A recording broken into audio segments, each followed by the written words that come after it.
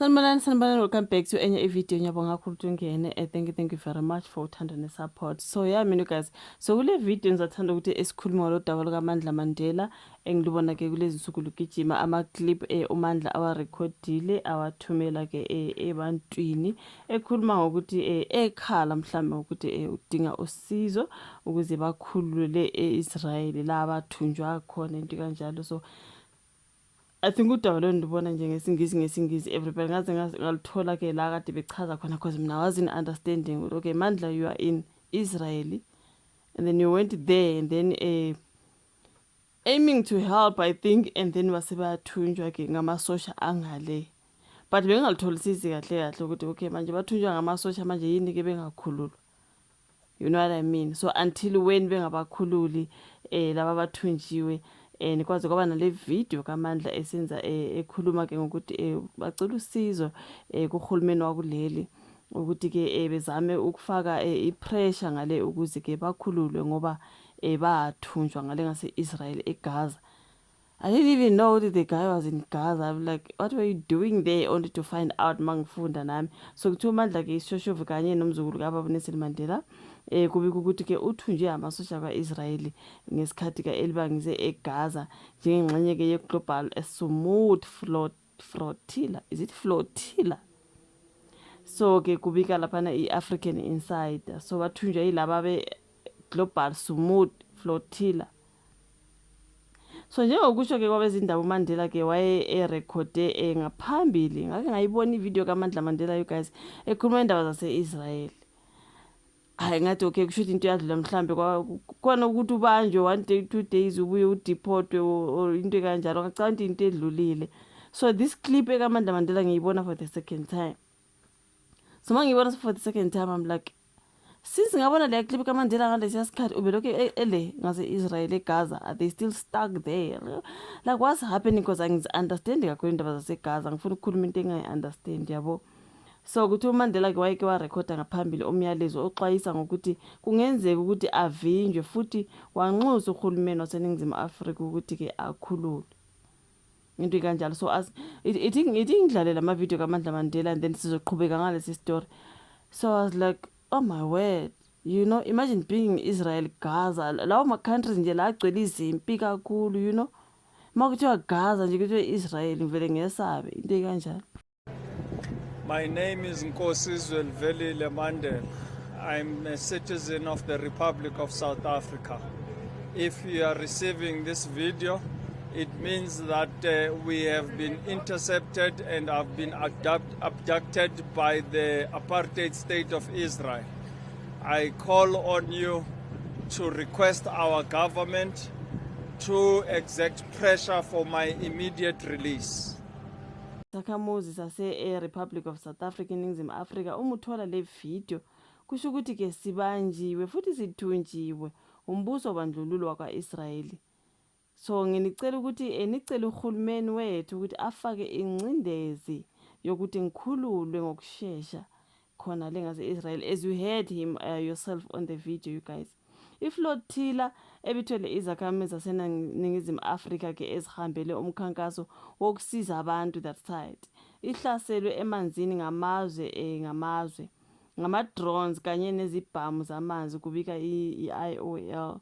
I-Global Smooth Flotilla ke ikugxekile lokhu kungenelela ekubiza ngokuthi umzamo engekho emthethweni wokuvimba usizo eGaza futhi iqhamisa ke ukuvinjezelwa okuqhubekayo. So bafuna ke ukukhululwa ngokusheshsha zonke ke izithunjwa kumbe bathi izithunywa babhale izithunywa mhlawumbe eziboshiwe futhi ke banxuse Israel ukuthi ke ihloniphe umthetho wamazwe ngamazwe. Lukhona lolu daba everywhere you guys, lukhona udaba lukaMandla Mandela everywhere. I think I saw kwesinye story bekukhulunywa ukuthi ke Mandla Mandela to be deported. So he's waiting to be deported. I was just trying to understand everything else. Selokhu bathunjwa ke so ithi ngiye laphana ke oludabeni olubhalwe ngoMandla Mandela ngizochoose any publication. Oh guys, I was like, oh my word. Ngayibona kudala le clip kaMandla Mandela, so I was shocked ukuthi namanje he's still stuck that side. Akubuhlungu. Mandla Mandela has been living in Eastern Cape for years and he's never stand or showed support for them. Seeing his people struggle for years, ngomunye ke lo bemgxeka ngokuthi ngoba kukhona abantu ababagxekayo ukuthi uze uyosiza le koGaza abantu bangakini Eastern Cape nabedinga usizo. Ngibona abantu abaningi besho kanjalo guys. I do not know mina, but yeah man. So yeah, poor guy. I saw a story where they're talking about how he's gonna be deported. So I'm just looking for it. I want Mandla Mandela to be deported by Israel after Cyril Ramaphosa. I think njengoba bekhalile ukuthi bacela uhulumeni angenelele. I think uhulumeni uye wangenelela. So ke manje into ekhona ukuthi sebezo deport, right? According to my understanding. On this one, besakhuluma ke ngokuthunjwa kwakhe kuthiwa ke Nkosi Mandla Mandela, among other activists detained by Israel, uMandela calls for immediate release, right? Mayibuye Melisizwe Mandela has added his voice to the growing global condemnation following the interception of a humanitarian flotilla bound for Gaza by Israel authorities.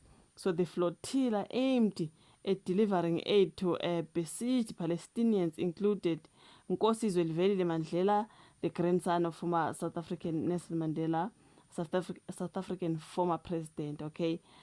So climate activist Greta Thunberg and nearly 500 other international activists. So in a statement released on Thursday, Melisizwe Mandela described the detention as unlawful and inhumane. I'm going to throw the picture of Melisizwe Mandela.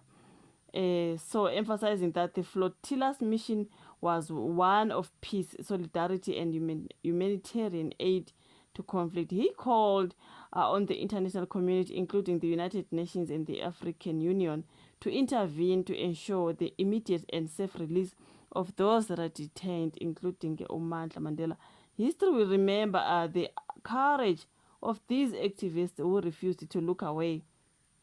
Mandela says, invoking the words of his grandfather, our freedom is incomplete without the freedom of Palestinian people. He added that the struggle of the Palestinian people is intrinsically linked to the global fight for justice and human rights. So the detention has sparked widespread criticism for human rights organizations and world leaders, further intensifying calls for international action to allow humanitarian aid to Gaza. Hey, lonke lolu daba nje for me nje luyashaqisa. I'm like, what is this Gaza story now? Poor Mandla Mandela, because he's one of the guys who's been stuck there.